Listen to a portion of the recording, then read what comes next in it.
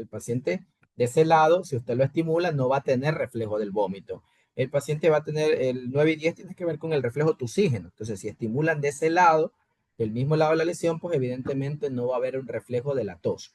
Pero lo más característico es que cuando se lesiona el 9 y 10, hace una triada que se llama la triada DIS, que es disfonía. Usted sabe la disfonía, ¿no? Que la voz cambia sus características. Disartria, que también es una alteración del lenguaje. Ya también el paciente habla raro, habla distinto. Luego ya veremos otras alteraciones. Y disfagia, que es dificultad para tragar. Entonces, cuando se daña el 9 y el 10, en este caso por daño del núcleo ambiguo, el paciente va a tener disfonía, disartria y disfagia. Eso me demuestra que está dañado el 9 y el 10. Algo que también pasa es que, mire usted, la úvula se comienza a desviar porque la úvula también está regulada por 9 y 10. Entonces, si yo le digo al paciente que diga A, mire, por ejemplo, este lado de aquí, que es el lado dañado, no se levanta. El lado de acá es el lado sano, porque este sí se levanta. Entonces, como el lado sano se levanta, al levantarse, la úvula se la lleva hacia sí. Entonces, la úvula se va hacia el lado sano. ¿Ya? La úvula se va hacia el lado sano, así como usted lo puede ver en este gráfico. Y eso es importante que usted recuerde. Hacia dónde se va cada cosa, hacia dónde se va la lengua, hacia dónde se va la úvula, en las lesiones de nervios craneales para saber de qué lado está. En este caso, mire, la úvula, como se eleva el pilar bueno, se va llevando la úvula consigo y la úvula se va hacia el lado sano. La úvula le señala cuál es el lado sano. Eso es lesión de 9 y 10. ¿Cómo yo sé que se lesiona el 11? Cuando se lesiona el 11, acuérdese usted la función del 11. Elevar el hombro como que dice que me importa y mover la cabeza como que dice no. Entonces, ¿qué es lo que sucede? Del mismo lado de la lesión, o sea, digamos que la lesión está aquí, de este lado, ¿ya? De este lado está la lesión, tengo un trastorno sensitivo del lado contrario del cuerpo, tengo un trastorno sensitivo del mismo lado de la cara, pero aparte tengo lesión de 9, 10 y 11. Ya sabemos, 9, 10 y 11, disfonía, disartria, disfagia, el reflejo nauseoso está disminuido, el reflejo tusígeno está disminuido, pero aparte tengo lesión del 11. ¿Cómo sé que está lesionado del 11? Del mismo lado, mire, el hombro se cae. Mire usted como aquí eleva el hombro, lo eleva normal, pero acá no lo puede elevar. ¿Por qué? Porque el hombro cae, porque esa es una función del 11. ¿Y qué sucede? Que este esternocleidomastoideo, el esternocleidomastoideo de este lado está dañado, está comprometido. Por ende, predomina el esternocleidomastoideo del lado contrario, que es el que manda la cabeza hacia el lado opuesto. Entonces, el paciente tiene el hombro caído del mismo lado y la cabeza rotada hacia su hombro caído, por predominio de este esternocleidomastoideo, porque el de acá ya está dañado. Porque el esternocleidomastoideo es el que mueve la cabeza al lado contrario. Cuando usted hace un no hacia derecha, si usted se toca el esternocleidomastoideo izquierdo, dése cuenta que ese es el que está contraído.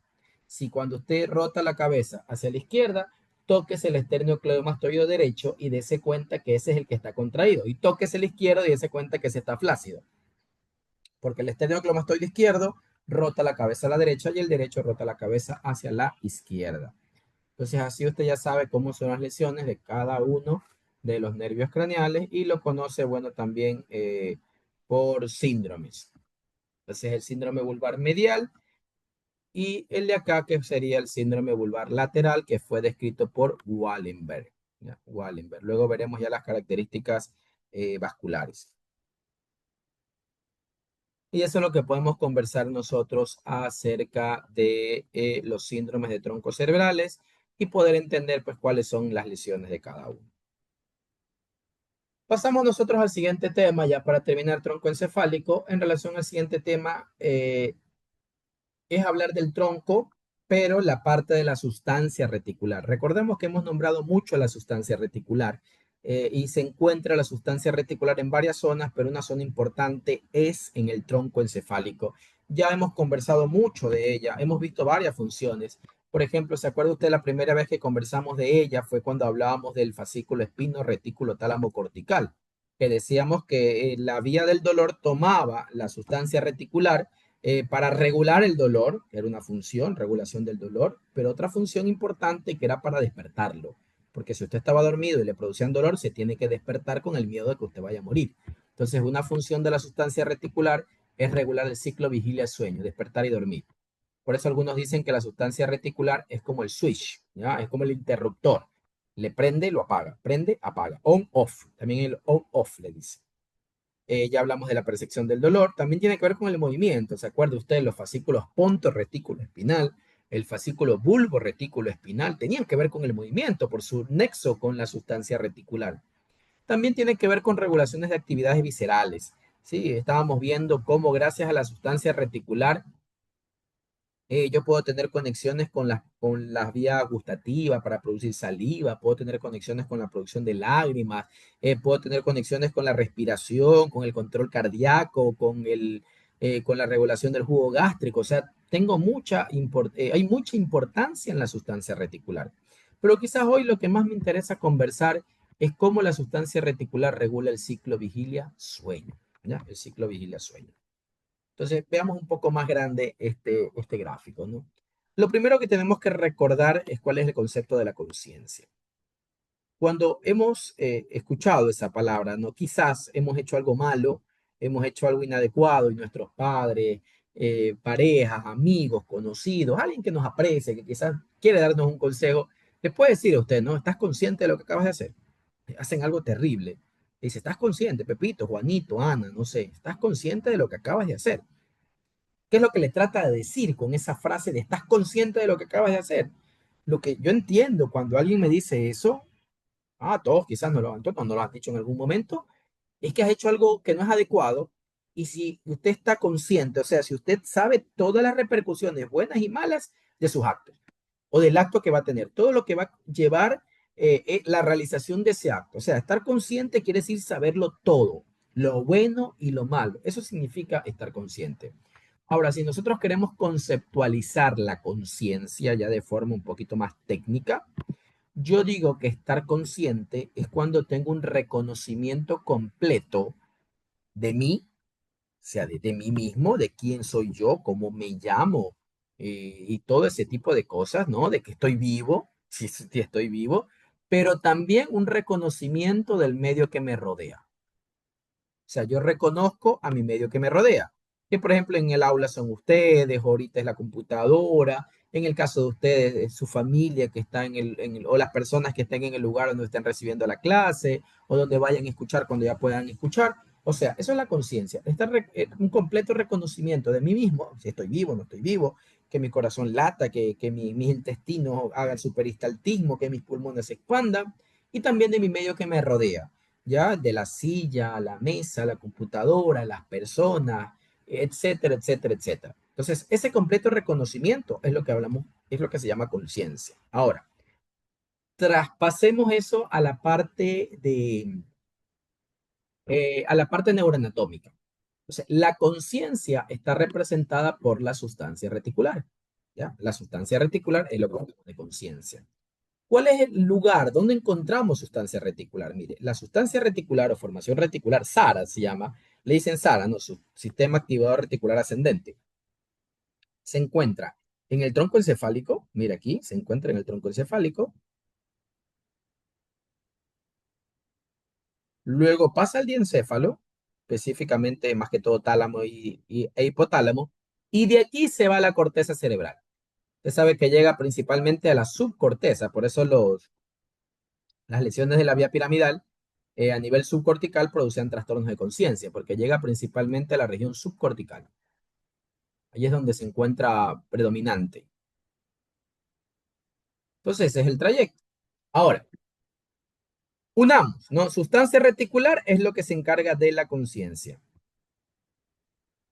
La sustancia reticular que se encuentra aquí, del diencéfalo al tronco encefálico, la que está aquí, es la que me permite relacionar conmigo mismo. ¿Por qué, doctor? Porque dijimos que estar vivo, pues ya sabe usted que en el bulbo está centro cardiorrespiratorio que me sigue teniendo vivo. Acuérdese que dijimos funciones de control de corazón, pulmones, eso usted sabe que está ahí en el tronco encefálico, ¿no? Y la sustancia reticular que se encuentra aquí en la corteza cerebral,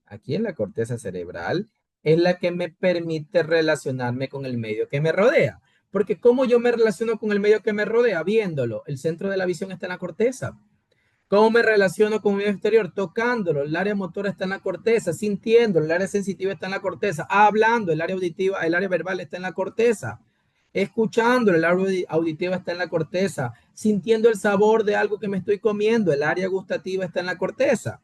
Tocando texturas. El área sensitiva secundaria se encuentra en la corteza.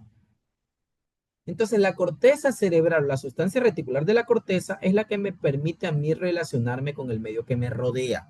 Y la que está en el tronco encefálico y diencéfalo es la que me permite a mí relacionarme conmigo mismo siguiendo, estando vivo. ¿Ya? Entonces, ahora, si yo llegara, eso es lo normal, ¿no? Eso es lo normal. Si yo llegara a lesionar la sustancia reticular que se encuentra aquí en la corteza encefálica, vamos borrando todo eso para quitar un poquito tantas rayas. Entonces vamos borrando lo que está aquí. Ya sabemos nosotros la parte conceptual. Si yo llegara a lesionar la sustancia reticular que se encuentra en la corteza encefálica, entonces el paciente ya no va a tener una relación con el medio que le rodea. Entonces, todo, si se lesiona aquí, ya sea, no sé, se acumula tiene una insuficiencia hepática y se acumula tóxicos hepáticos, insuficiencia renal, tiene un tumor en la corteza cerebral, tiene una hemorragia en el cerebro, no sé, que comprometa la sustancia reticular, una lesión subcortical que ya habíamos conversado y todo. Entonces, ¿qué va a suceder? El paciente sí tiene reconocimiento consigo mismo, o sea, sigue vivo el paciente, tiene todavía controles de vida, pero la relación con el medio que lo rodea va a estar comprometido. Entonces, el paciente sí va a estar vivo, el paciente va a estar vivo, va a estar conectado, va a tener los ojos abiertos, los párpados abiertos, pero no va a conectarse con el medio que le rodea. O sea, puede tener los párpados abiertos, pero no habla, no escucha, no siente, no toca, no nada. Solamente tiene el estímulo de despertar, porque eso está en la sustancia reticular del tronco encefálico, pero no se relaciona con el medio que lo rodea. No habla, no conversa, no dialoga, no nada. De ahí existen los antiguos conceptos de estado vegetativo, que ahora se llama estado de sin respuesta, hay estados de mínima conciencia y otro tipo de situaciones, ¿no? Que en su momento ustedes ya lo van a conocer. Pero lo que quiero que entiendan ahora es que si se lesiona la sustancia reticular que se encuentra aquí en la corteza encefálica, el paciente despierta y duerme porque eso está aquí en la sustancia reticular del tronco, pero no se relaciona con el medio que lo rodea. No habla, no conversa, no dialoga, no toca, no nada. ¿Ya? Pero, ¿qué pasa entonces ahora si el daño se encuentra en la sustancia reticular del diencéfalo y el tronco? Si está en la sustancia reticular del diencéfalo y el tronco, pues bueno, si la lesión es en el bulbo, el paciente fallece. Pero si aún no llega a controlar el centro cardiorrespiratorio, sino que está en otras zonas, incluso en el bulbo, pero que no toca el centro cardiorrespiratorio, el paciente pierde la relación consigo mismo. Entonces el paciente pasa a un estado en donde está con los párpados cerrados siempre, como que estuviera durmiendo, pero de forma patológica. Y a eso es a lo que se conoce como coma. Entonces, el coma se produce por un daño de la sustancia reticular que está en el diencéfalo y en el tronco encefálico. Porque si la lesión está en la sustancia reticular de los hemisferios cerebrales, no hablamos de coma porque el paciente está con los párpados abiertos. O sea, coma es igual a párpados cerrados 100% sí. ¿Y cuándo se va a producir coma? Cuando tengo una lesión de la sustancia reticular del diencéfalo y del tronco encefálico. Entonces, como el tronco encefálico se divide en tres porciones, más el diencéfalo, yo tengo cuatro tipos de coma neuroanatómicamente hablando. Tengo coma por lesión del diencéfalo, coma por lesión del mesencéfalo, coma por lesión del puente y coma por lesión del bulbo. ¿Ya? A veces las lesiones son directas. Por ejemplo, llego directo a una lesión del puente. Entonces el puente se daña, todavía sigue el mesencéfalo, el diencéfalo y el bulbo vivos. Se da una lesión de mesencéfalo, el mesencéfalo se daña, sigue diencéfalo, puente y bulbo vivos. O a veces me hacen algo que se llama deterioro rostro-caudal. Usted ya sabe la terminología anatómica, que quiere decir que se va dañando de a poquito todo. O sea, primero el diencéfalo, luego el diencéfalo y el mesencéfalo, luego el diencéfalo, el mesencéfalo y el puente, luego el diencéfalo, mesencéfalo, puente y el bulbo. Entonces se terminan dañando todos y obviamente ahí es mucho más grave, ¿ya? Entonces vamos a ver ahora cómo yo diferencio por medio de la neuroanatomía qué tipo de coma tiene mi paciente. Si está en coma diencefálico, mesencefálico, pontino vulvar. Doctor, ¿y si tiene los párpados abiertos? Ya le dije que eso no es coma. Ya tiene los párpados abiertos, la lesión está en la corteza cerebral. A veces el paciente incluso está con un poquito de tendencia al sueño, se llama somnolencia. A veces el paciente abre los párpados pero no le dice nada, se llama estupor. O sea, terminologías que ya en su momento las van a conocer.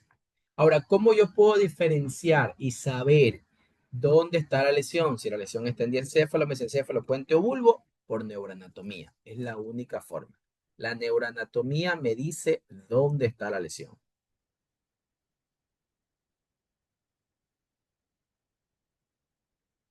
A ver. Ya. Entonces, veamos, ¿qué pasa? Primero, podemos ver las pupilas. Acuérdense ustedes, ya vimos, ¿no? Reflejo fotomotor, vimos que hay un influjo simpático, el de la cadena simpática. Entonces, nos damos cuenta cómo las pupilas tienen mucho que ver en el tronco encefálico y por ende me van a ayudar.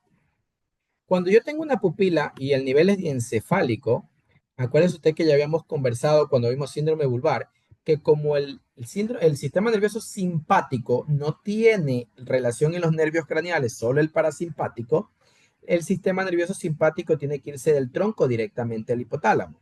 Y como el hipotálamo forma parte del diencéfalo, si hay una lesión diencefálica, entonces va a haber un daño de la fibra parasimpática y predomina el tercero que, perdón, si hay una lesión del diencéfalo, va a haber un daño de la fibra simpática y predomina el tercero que es parasimpático. Entonces las pupilas van a estar un poquito pequeñas pero reactivas. O sea, las pupilas van a estar un poco más chiquitas pero reactivas. O cuando no tienen un ojo muy entrenado, pues el paciente piensa, las pupilas las ve iguales. Ya, o las ven iguales o un poquito pequeñas pero reactivas. La cosa es que la pupila está reactiva a la luz, como debería estar una persona normal, ¿no? Ahora, no es algo que se defina por literatura, pero como para poder entender un poco por números, cuando yo tengo una lesión encefálica, el pronóstico es bueno. O sea, el paciente tiene posibilidades, quizás no de ser el mismo de antes, no, pero en relación a fallecer, existe una posibilidad de que no fallezca el paciente a corto plazo. Cuando yo hablo del mesencéfalo, yo ya digo que el 25% de pacientes van a fallecer, mueren. Cuando yo hablo de una lesión de puente, yo digo que el 50% de los pacientes con lesión de puente fallecen. Y cuando yo hablo de una lesión de bulbo, el 100% va a morir. Porque si el bulbo está dañado, pronto se va a dañar el centro cardiorrespiratorio, que usted sabe que está ahí, y pues el paciente, todos van a fallecer, ¿ya? Todos van a fallecer. Entonces, esto no es algo así muy científico, pero como para que usted más o menos lo entienda, porque es lo que la experiencia mía de mis maestros y de los maestros de mis maestros les ha dado en relación a todos los pacientes que hemos visto, digo mío, mis maestros, los maestros de mis maestros y desde cuando vaya esa línea, ¿no? Pero lo que sí que es cierto que bulbo es igual a se murió. Entonces, cuando la lesión está en diencéfalo, las pupilas están pequeñas y reactivas. O sea, casi como un paciente normal. Cuando ya llegamos a mesencéfalo, acuérdese usted que ahí hay algo importantísimo, porque en el mesencéfalo yo tengo la salida del tercer nervio craneal, tanto de un lado como del otro lado. Y el tercer nervio craneal es el nervio por excelencia que tiene que ver con las pupilas. Entonces, sí o sí va a haber una alteración de las pupilas con lesiones del tercero. Ahora, cuando se daña el mesencéfalo, la sustancia reticular que tiene que ver con el mesencéfalo, yo puedo tener dos posibilidades. Puede ser que se dañe la mitad del mesencéfalo por determinado, a veces sucede, por ejemplo, por hemorragias o tumores que están de un lado del cerebro que luego comprimen la mitad del mesencéfalo. Eso pasa mucho en los traumas, por ejemplo, que es algo muy frecuente en neuro, que se dañe solamente la mitad del mesencéfalo. Entonces, si se daña la mitad del mesencéfalo, entonces mire usted cómo se daña la mitad, el paciente solamente daña un tercero. Entonces, el tercero del mismo lado de la lesión va a estar midriática, va a estar grande. Y la del lado contrario, en cambio, va a estar chiquita. Esto se sabe que ya lo conversamos, se llama anisocoria. Entonces, yo puedo tener anisocoria, que una pupila esté grande y la otra chiquita. Generalmente la grande está del mismo lado de la lesión, ¿no? En su momento ya futuro van a ver que existen posibilidades de que la grande esté del lado contrario, pero bueno, bla, bla, bla. Ya, la cosa es que una pupila está grande, está chiquita, anisocoria. Es una posibilidad que, por ejemplo, está aquí, mire, ya, anisocoria. Cuando se lesiona solo la mitad del mesencéfalo. Si se lesiona todo el mesencéfalo, o sea, ambos lados del mesencéfalo, pues entonces ambas pupilas van a estar midriáticas. Entonces las pupilas van a estar midriáticas.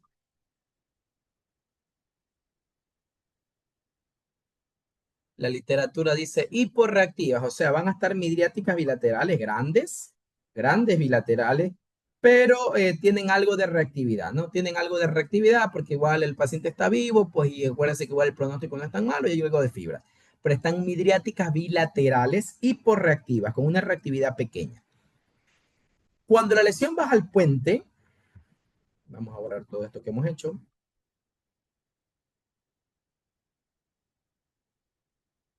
Cuando la lesión ahora baja al puente, acuérdese usted que lo hemos conversado mucho desde hoy, que de aquí del hipotálamo, que está, mire, este es el mesencéfalo, aquí estaría el hipotálamo, el diencéfalo, del diencéfalo bajan, existen unas fibras ahí de conexiones simpáticas, ¿no? Que van desde la cadena simpática, es el T1 a L2, acuérdense usted que es el nivel del simpático, que como no tiene influjo a nivel de los nervios craneales, pues él tiene que subir hacia el hipotálamo es el que lo tiene que regular. Entonces, cuando la lesión es en el puente, aquí ya es difícil que sea unilateral. Cuando la lesión es en el puente, se daña el puente de ambos lados y se rompe esa regulación que hace la cadena simpática. Se daña y va a predominar solamente el parasimpático, que es del mesencéfalo. Entonces, como se dañan todas las fibras simpáticas, que es lo que provocaban la midriasis, y predomina de forma intensa el tercer nervio craneal que está en el mesencéfalo, porque ya no hay quien se vaya en contra de él, entonces el tercero hace una miosis intensa y se llama miosis puntiforme, ya, o en cabeza de alfiler. Entonces hacen unas pupilas puntiformes, por eso algunos dicen la P de puntiforme es P de pontina, P de puente. Entonces las pupilas cuando estamos en una lesión de protuberancia se ponen puntiformes. Y cuando estamos en una lesión de bulbo, pues evidentemente, como ya decimos, el paciente está a punto de fallecer, está casi fallecido. Entonces, generalmente también tenemos unas pupilas grandes, midriáticas, reactivas, unas pupilas midriáticas bilaterales, pero en este caso son reactivas, porque ya prácticamente el paciente está a punto de fallecer, ¿no? En el encéfalo, entonces son intermedias, pero sí reaccionan a la luz. En el mesencéfalo pueden ser anisocoria, una grande con una chiquita, o midriática bilateral, pero que sí reacciona a la luz. En la pontina tengo unos puntitos nomás, puntiforme, y en la vulvar tengo midriasis bilateral, pero reactiva porque el paciente ya está fallecido. ¿Ya? Eso con respecto a las pupilas para diferenciar los niveles. Algo que también me ayuda son los reflejos. ¿Se acuerdan que conversamos hasta la saciedad de reflejos mesencefálicos, reflejos pontinos, reflejos vulvares? Hemos conversado súper bien eso, así que quiere decir que usted ya está muy claro con los reflejos que hace cada nivel y por ende entendamos y entendemos que si yo tengo una lesión en un nivel, es porque ya no va a tener esos reflejos. Y si esos reflejos están presentes, quiere decir que ese nivel está bien. O sea, si se daña el nivel, se pierden los reflejos de ese nivel, mesencéfalo puente bulbo. Y si están presentes esos reflejos, es porque ese nivel no está dañado. Entonces, en diencéfalo no hay ningún reflejo. Entonces, cuando el paciente tiene un coma diencefálico, todos los reflejos que vamos a conversar están presentes, están bien, están perfectos. Ahora, hablemos de los reflejos que se pierden en el mesencéfalo, en el puente o en el bulbo. Ya sabe usted, a veces se pueden lesionar por separado y los otros seguir vivos, o irse dañando uno con uno, que evidentemente eso es lo más grave. Entonces, ¿cuáles son los reflejos de mesencéfalo? Acuérdese usted el reflejo fotomotor, ya usted lo sabe, que yo le pongo luz y la pupila se hace chiquita. Ya sabe que la vía aferente, el que ve, es el 2. La vía eferente, el que responde es el 3. ¿Y dónde se integran? Pues en el mesencéfalo. Entonces, si yo tengo reflejo fotomotor, el mesencéfalo está bien. Y si tengo el reflejo fotomotor abolido, pues comencemos a pensar que el mesencéfalo se nos está dañando. ¿Qué otro reflejo tenemos? Acuérdese usted que el mesencéfalo es el centro de la mirada vertical. Entonces, si yo hago movimientos verticales, busco hacer movimientos verticales, si los hace el paciente es porque su mesencéfalo está bien. Y si no los hace el paciente es porque su mesencéfalo está mal, está dañado. Porque, repito, el mesencéfalo es el centro de la mirada vertical. Entonces, ¿cómo yo puedo provocar reflejos en movimientos verticales? Si el paciente no le puedo decir, no, en clase vimos, yo le decía a alguien de ustedes, mira hacia arriba, mira hacia abajo, perfecto. Pero el paciente no le va a hacer caso si te hace eso. Entonces, ¿qué tiene que hacer? Crearle reflejos, evocarle reflejos. ¿Cómo lo puede hacer? Por medio de dos maniobras. Uno que se llama el reflejo oculocefálico y otro se llama el reflejo oculovestibular. ¿Ya? El reflejo oculocefálico, ojos y cabeza. ¿En qué consiste? En que yo muevo la cabeza. Mire, en este caso están haciendo reflejos horizontales. No, mire, mueve la cabeza hacia la derecha y en este caso mueve la cabeza hacia la izquierda del paciente. Entonces, del lado que usted lo quiera ver. Pero también puedo hacer movimientos verticales, como está aquí. Mire, muevo la cabeza hacia arriba y muevo la cabeza hacia abajo. ¿Qué va a producir eso? Va a ser, si el paciente tiene, hablando de verticales, no enfocándome por ahora solamente en estos de aquí que son los verticales, si el paciente tiene un mesencéfalo bueno, ¿qué es lo que va a pasar? Cuando yo dirija la cabeza hacia arriba, el paciente va a mirar hacia abajo. Cuando yo dirija la cabeza hacia abajo, o sea, como que el mentón lo pongo en el esternón, cuando miro hacia abajo, el paciente tiene que mirar hacia arriba. O sea, cuando yo dirijo la cabeza hacia arriba, o sea, la cabeza la elevo elevo el mentón, como que el cuello lo extiendo, dirijo hacia arriba, los ojos tienen que dirigirse hacia abajo. Si dirijo la cabeza hacia abajo, los ojos tienen que dirigirse hacia arriba. Y eso es lo que evoco yo movimientos verticales. Eso se llama reflejo oculocefálico vertical. A veces los pacientes tienen problemas del cuello, fracturas, etcétera. Es decir, si tuvo un accidente, tiene una fractura del cuello, no le puedo moverlo, no le puedo mover el cuello. Entonces, ¿cómo puedo hacer movimientos verticales si el paciente no puede mover el cuello porque tiene una fractura? Por ejemplo, yo puedo hacer, acuérdese usted que el que permite los movimientos verticales es el área 8 que luego se conecta por estas fibras del fascículo longitudinal medial. Y acuérdese que esas fibras también son nutridas por el octavo nervio craneal, por la vía vestibular. O sea, si yo estimulo el oído, puedo provocar reflejos óculo-céfalo-giros verticales, incluso los horizontales. Entonces, ¿qué es lo que tengo que hacer? Estimular el oído.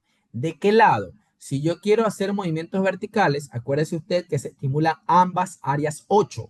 Entonces, si quiero estimular ambas áreas 8, tengo que estimular ambos oídos. ¿Qué es lo que hacemos nosotros? Poner abuelada.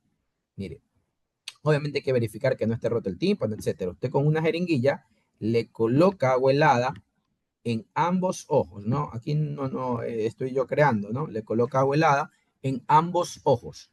Entonces, cuando usted le coloca abuelada en ambos ojos, en ambos oídos, ¿no? El conducto auditivo externo, ingresa en el conducto auditivo externo y le coloca agua helada. Entonces, cuando usted le coloca agua helada a ambos lados, como el paciente está estimulando ambos lados, manda la señal a ambas áreas 8 y los ojos comienzan a hacer movimientos verticales. Si hacen movimientos verticales es porque el mesencéfalo está bien. Y si no los hace, olvídese que el mesencéfalo se dañó. Entonces tengo el reflejo óculo-céfalo-giro y el reflejo óculo-vestibular. El óculo-céfalo-giro es óculo-cefálico, mover la cabeza. Y el óculo-vestibular es estimular el conducto auditivo, que para ser verticales tienen que ser de los dos lados. ¿Ya? Entonces entenderá usted cuál es la vía aferente de ambos reflejos, tanto el óculo cefalogiro vertical como el óculo vestibular. La vía aferente, la que siente, es el octavo nervio craneal. Cuando yo muevo la cabeza, movilizo el oído y eso es lo que me estimula también. ¿Y cuál es la vía eferente? ¿Quién es el que responde? Los nervios que mueven el ojo, que son el 3, el 4 y el 6. ¿Quién es el centro integrador? El mesencéfalo para el vertical. ¿Ya? Entonces, si están presentes estos reflejos, el mesencéfalo está bien. Y si no están presentes, yo digo es un coma mesencefálico. Cuando es diencéfalo, todos los reflejos que vamos a ver están bien. Y luego comienzan a dañarse. Si está abolido el fotomotor, oculocefalogiro y oculovestibular vertical, pues estamos en un coma mesencefálico, porque se dañó el mesencéfalo. Ojo, que cuando digo coma mesencefálico, me refiero a que está dañado el mesencéfalo, en este caso. Si digo coma diencefálico, el diencéfalo está dañado, no el mesencéfalo. Bajemos a puente.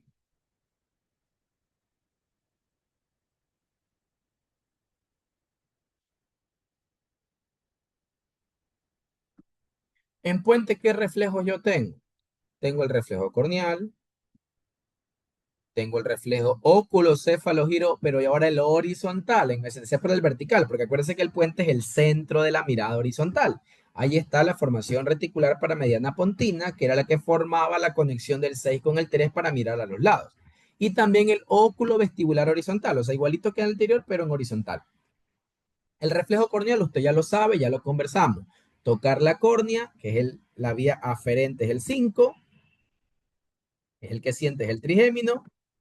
El que responde parpadeando, que es la vía eferente, es el 7 y se integra en el puente. Los óculos cefalógiros horizontal y vertical, la vía aferente y eferente es exactamente la misma. La única diferencia es el estímulo. Entonces, cuando yo busco los horizontales, si quiero hacer óculos cefalogiros horizontales, pues lo que le había comentado, ¿no? Los óculos cefalogiros horizontales es moviendo la cabeza a los lados. Si yo muevo la cabeza hacia acá, hacia la derecha del paciente, los ojos, mire usted, se van hacia la izquierda, se ve como en el gráfico. En cambio, si yo dirijo los ojos hacia acá, hacia la izquierda del paciente, los ojos se van a ir hacia el lado derecho. Si usted se da cuenta, se parecen como esas muñequitas, las damas quizás que están escuchando, que van a escuchar el audio, que hayan tenido, bueno, todos hemos visto esas muñequitas que cuando usted les movía la cabeza, los ojitos se movían. Tiene una característica muy similar. Por eso esto le llaman los ojos de muñeca. Si usted va a escuchar, tiene ojos de muñeca. ¿Qué tiene ojos de muñeca? Que cuando mueve la cabeza, el ojito se va para el otro lado. ¿Ya? Eso quiere decir. O hago el óculo vestibular. Como acuérdese usted, para movimientos horizontales yo tengo que estimular solamente el área 8 de un lado. Entonces, ¿qué es lo que yo hago? Yo pongo agua helada solo de un lado. Pero eso sí, yo pongo abuela de este lado para estimular el mismo lado. Aquí no es como el área 8 que es cruzado, ¿no? Si yo echo el agua helada del lado derecho, el ojito me va a hacer movimientos, solo el de este lado me hace unos movimientos como que huye del agua, como que se va para el lado contrario. Y si yo echo el agua helada de este lado, en cambio, el ojito como que llega para acá y se va para allá, ¿ya? Entonces tengo que hacerlo de forma bilateral. Los ojitos como que se van y vuelven. Si yo echo el agua del lado derecho, como que se acercan al agua y luego se van. Por eso dicen que los ojos huyen del agua helada. Sí, y luego lo hago del lado izquierdo, ¿no? Como que se acercan al agua helada y luego huyen. O sea, hacen movimientos horizontales. Ahí no tengo que mover la cabeza. Entonces, si yo tengo estos reflejos de aquí, quiere decir que el puente no está dañado, el coma es mesencefálico. Y si yo ya no tengo estos reflejos de aquí, quiere decir que el coma es pontino porque ya está dañado el puente. Y por último, veamos los reflejos de bulbo, los que se perderían en el coma vulvar. Acuérdense que si no tengo esos reflejos, el coma es del lugar donde no están los reflejos. ¿Ya? Reflejo emético y reflejo tusígeno. Ya sabemos cómo estimularlo, ¿no? El emético, por ejemplo, los pacientes en coma, yo lo que hago como están intubados, les movilizo el tubo para provocarles el vómito. Y el tusígeno, pues llamamos generalmente al terapista respiratorio y le pasa una sondita por la vía respiratoria para que el paciente tose. Ya usted sabe que la vía aferente es el 9. Usted ya sabe toda la vía, el núcleo y todo. La vía eferente, el que responde es el 10, siempre los ñañitos juntos. Y el centro integrador es el bulbo. Ya sabe que el sensitivo es el núcleo del fascículo solitario porción inferior, que luego el núcleo ambiguo, bla, bla, bla. Eso usted ya lo conoce, ya lo sabe. No lo vamos a repetir. También tenemos otros que conocimos, ¿no? Óculo cardíaco, el reflejo carotídeo. Ahora, ¿qué sucede aquí? Estos reflejos generalmente no los hacemos. Doctor, pero usted me dijo que son de bulbo, sí. Pero recuerde que este paciente en coma vulvar está casi fallecido, está muy grave. Su corazón está latiendo súper lento, su presión está súper baja porque está a punto de fallecer. Entonces, imagínese usted un paciente con niveles de presión muy bajos, con frecuencia cardíaca muy baja. Si le hacemos óculo cardíaco y carotidio, nos puede bajar más aún la frecuencia cardíaca si es que aún el bulbo está funcionando y puede terminar ya ahora sí muriéndose el paciente. Entonces, generalmente no los hacemos, salvo que nos quede una duda, ¿no? Salvo que el paciente no tiene médico, no tiene oxígeno, pero la verdad que el paciente no está tan grave, como que todavía podemos pelear, aunque la batalla esté casi perdida. Hagámosle músculo cardíaco carotidio a ver si, si se me hizo bradicardia el paciente, quiere decir que todavía el bulbo está funcionando, ¿ya? Entonces, esos son los reflejos que se pierden en cada nivel. Entonces, mire cómo hay cositas que nosotros vamos viendo que ya le hemos conversado en su momento. Otra cosa que nosotros vemos es la postura motora. ¿Ya? Recordemos que hay dos grandes fascículos que tienen que ver con la postura motora. Uno que es flexor y otro que es extensor. Entonces, recordemos que el flexor nace del núcleo rojo, es el fascículo rubroespinal. El extensor nace del núcleo vestibular, es el fascículo vestíbulo espinal. Entonces, recordemos que el rubro espinal pues nace, es cruzado, ¿no? Aquí no nos interesa mucho que sea cruzado, pero bueno, es cruzado. Y el vestíbulo espinal pues no es cruzado. Ahora, lo que ve usted, el núcleo rojo se encuentra más o menos en la parte media del mesencéfalo. Y este fascículo vestíbulo espinal nace más o menos en la parte media del puente. Hay núcleos vestibulares en el bulbo y en el puente. ¿Ya? El del puente es el que forma el vestíbulo espinal. El núcleo rojo tiene un influjo desde la corteza. Acuérdense que ya hemos visto aferencias del núcleo rojo hasta ahora el fascículo cerebelo dentorrúbrico que llegaba a la porción parvocelular. Pero también tenemos otra aferencia que son las córtico-rúbricas, que también llega a la porción parvocelular. Acuérdense que el único fascículo que sale de magno es este rubro espinal. Entonces veamos qué sucede. El control flexor del núcleo rojo, el control flexor del núcleo rojo está regulado por la corteza. Entonces, si se daña, mire, lo verde es el diencéfalo. Si yo tengo un coma diencefálico,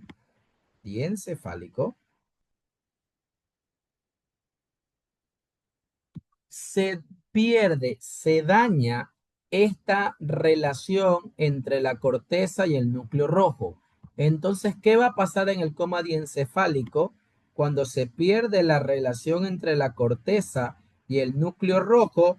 Va a pasar que el núcleo rojo se libera, el núcleo rojo comienza a actuar loquito, como cuando se daña la primera motoneurona y predominaba la segunda. Entonces el núcleo rojo se libera y cuando se libera provoca esto, mire, que hace una flexión de los brazos. Las piernas no se comprometen porque acuérdese usted que el fascículo rubroespinal solo llegaba hasta niveles cervicales.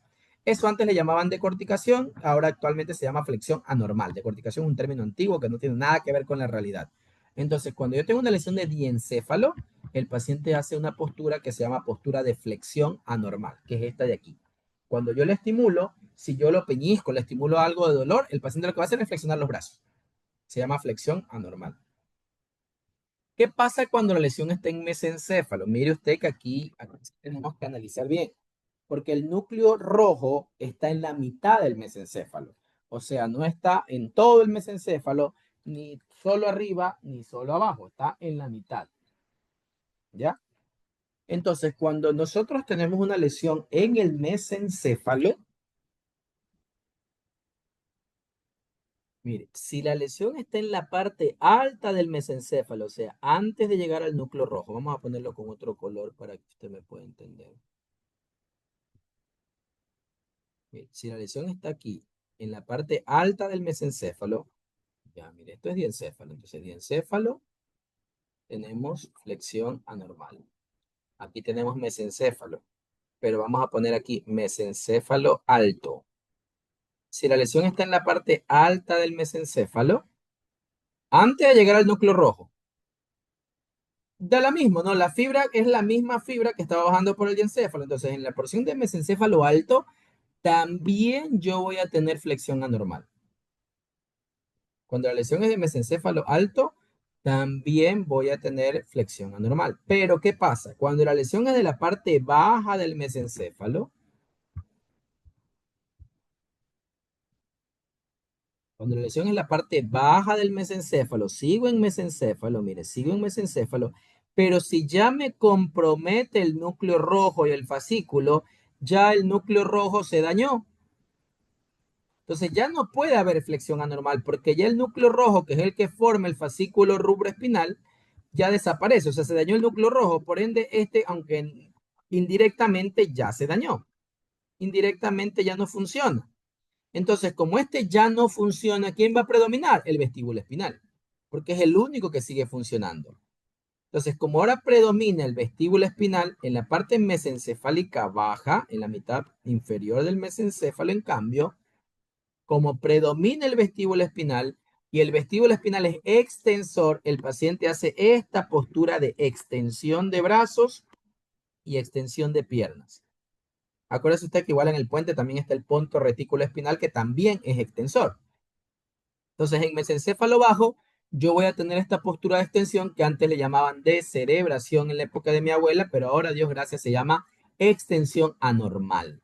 Entonces, cuando tengo una lesión mesencefálica baja, el paciente va a tener una extensión anormal. Hablemos ahora del puente.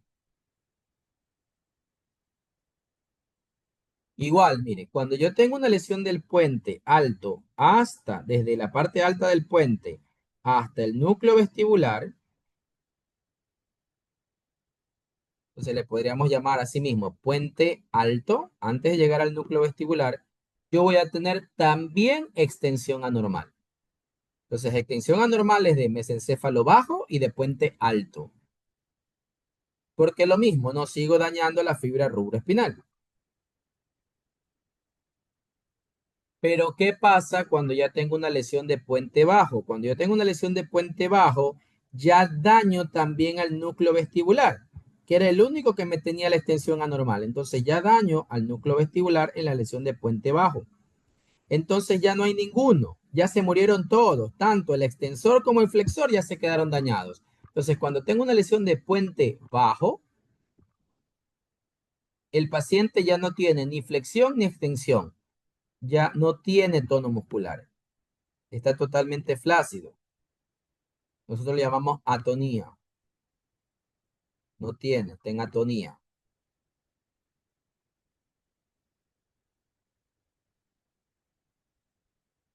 ¿Y qué pasa con las lesiones de bulbo? Pues peor todavía, ¿no? En las lesiones de bulbo ya no hay ninguna fibra, ya no hay nada que salvar, no hay nada que regular, no hay nada. En las lesiones de bulbo ya todo lo de arriba está dañado. O si la lesión es vulvar directa, pues me daña las dos fibras de una. Si es que los anteriores no están dañados todavía, me daña las dos fibras de forma directa. Entonces, con más razón, el paciente no tiene tono, está en atonía. O sea, la lesión de diencéfalo y mesencéfalo alto, flexión anormal. Mesencéfalo bajo y puente alto, extensión anormal. Y puente bajo y bulbo, pues no tiene ningún tipo de tono, está en atonía, ya sabe usted por qué. Si se pierde la relación de la corteza con el núcleo rojo, flexión anormal. Cuando ya daño el núcleo rojo, pues extensión anormal. Y cuando daño la vía vestibular, como también daño la del núcleo rojo, pues no hay ningún tipo de tono muscular. Así yo puedo diferenciar por tono. Entonces, mire que yo analizo.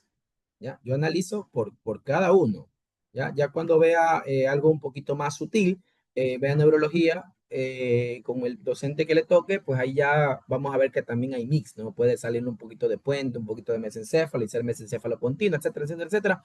Ahí se complica un poquito la historia, pero por ahora lo que me interesa a usted es que sepa cómo diferenciar las lesiones de diencéfalo, mesencéfalo, puente o bulbo en un paciente con muerte encefálica. Perdón, un paciente en coma, ¿ya? Voy a igual a compartirle algo más para ya terminar. Lo que, diapositiva. Ya, esto de aquí es como la clase es hasta lo que ya vimos, ¿no? Esto de aquí como, por ejemplo, para que usted entienda. Entonces, mire, si yo tengo un paciente en coma, ¿no? Mira, tengo un paciente en coma, un paciente que ya perdió todos estos reflejos. Cuando ya se pierden todos estos reflejos, el paciente no tiene fotomotor o colosafero vertical, horizontal, corneal, horizontal, horizontal, emético, tusígeno, colocardíaco, horizontal, no tiene nada de estos reflejos.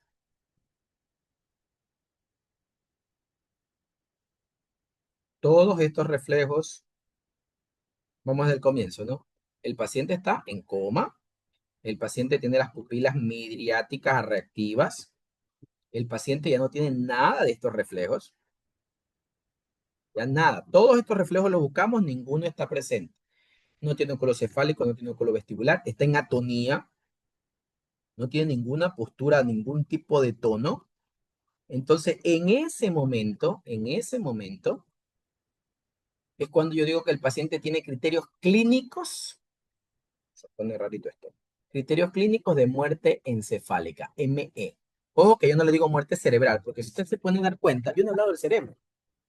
Yo dije que cuando estaba lesionado el cerebro, el paciente estaba todavía despierto, ojos abiertos. O sea, si el paciente, bueno, ojos abiertos solo que no habla, no conversa, no dialoga. Pero un paciente con párpados abiertos no va a decir que esté muerte encefálica. O sea, el cerebro no tiene nada que ver. Si usted se puede dar cuenta, el verdadero regulador de la vida es el tronco encefálico, es el que tiene el parámetro de vida. El cerebro lo que hace es relacionarnos con el medio exterior. Entonces, decir muerte cerebral no es correcto, porque el cerebro puede estar muerto mientras el tronco esté vivo, el paciente está gravísimo, a punto de morir, pero sigue vivo. ¿Ya? Entonces la terminología adecuada es muerte encefálica. Entonces, ¿qué es lo que nosotros vemos? Nosotros vemos signos de tallo.